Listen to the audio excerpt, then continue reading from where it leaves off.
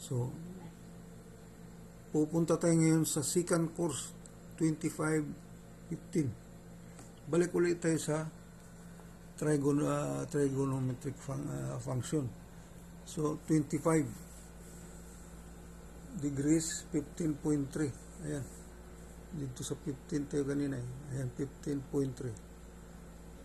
25 degrees 15.3. And then, 0.3. So, hanapin natin yung secant, ha? Kasi kanina tangent yun eh. Secant. Sana ba yung secant? Yun.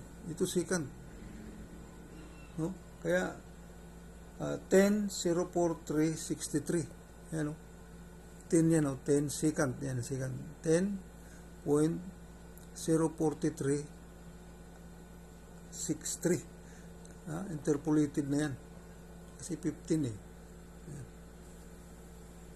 15. Secant yan. 43.63. Ayan na siya.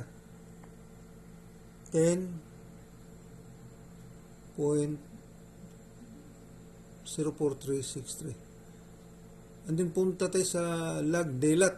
Tandaan mo, ang daylat ay 4, 3, 5, 4 digits.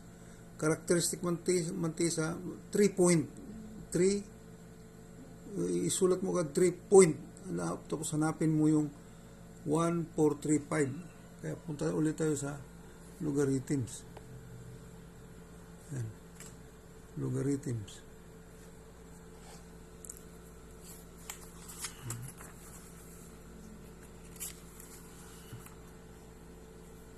Yan, logarithms.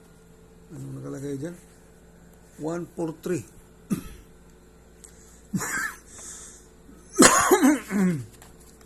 1, 4, 3.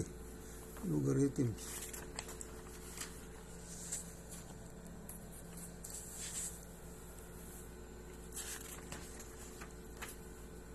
Yan. Logarithms. Ilan? 1, 4, 3, 5. 1, 4, 3, 5. 3 point. Okay. So nakita na natin yung 1, 4, 3. Baba. Ayan, 1, 4, 3. And then, 5. Doon tayo sa 5. Inline sa 5. Ayan. 1, 4, 3. Ayan, 1, 4, 3. Ayan. Tapos sa 5,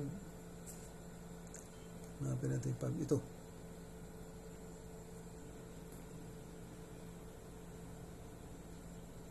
Five is 156. Ayan o. 156 85. 1. Ayan siya. 15685. Ayan o. 15685. Doon sa 5 yan o. Ulong lang 5.